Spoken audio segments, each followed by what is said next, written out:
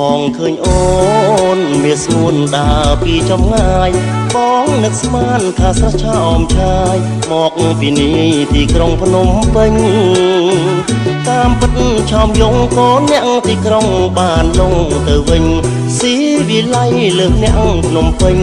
បងស្រឡាញ់ក្រមុំអេសាន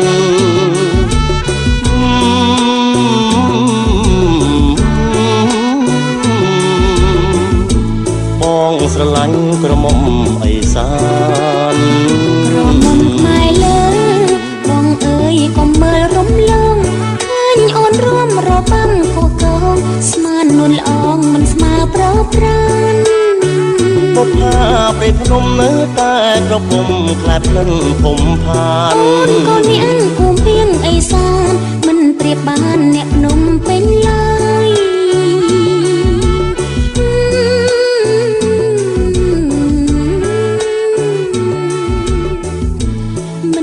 បានអ្នកភ្នំពេញឡើយអូជុំកូនមុំលំផាត់រតនគិរីបងញ៉ាកាយនឹងឆោមឆវីអូននារីអេសានត្រានចំការសណ្ដែកផ្កាយដែលស្ថិតនៅក្នុងខេត្តរតនគិរីយើងឃើញនៅទិដ្ឋភាពនៅទីនេះល្អមែនទែនយើងឃើញសណ្ដែកផ្កាយរបស់រូបលោកបានល្អយើងឃើញផ្លែពីមើលផ្លែ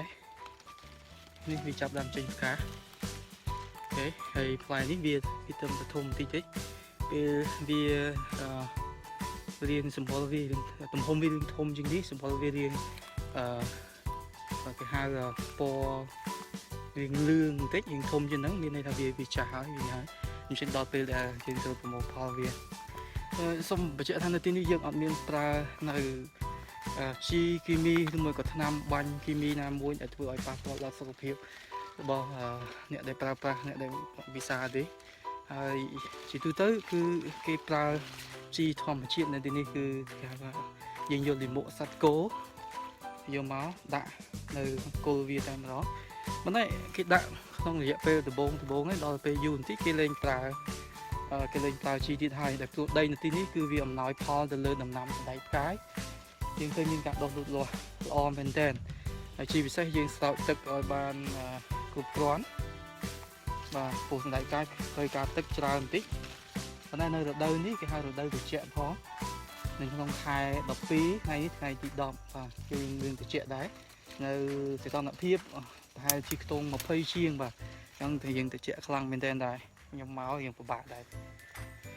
មិនត្រឹមតែសណ្ដែកផ្កាយទេនៅជុំវិញនេះយើងឃើញមានដើមគេហៅដំណាំចំការកៅស៊ូ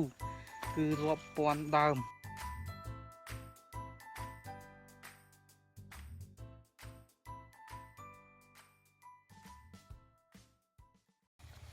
បាទ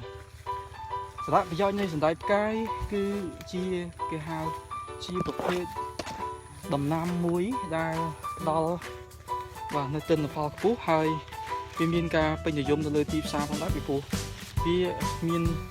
ជាប្រៀបបីដូចជាឱសថដ៏សំខាន់មួយ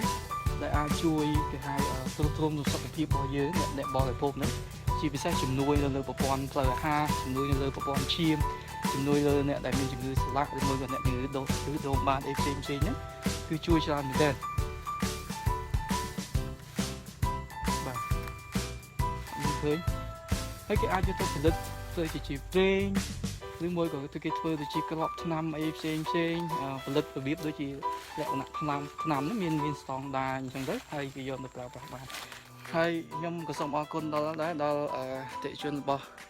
សណ្ដែកផ្កាយរតនគិរីទាំងអស់ដែលតែងតែគាំទ្រហើយបានទិញនៅធ្វើការកម្មងទិញនៅសណ្ដែកផ្កាយនេះ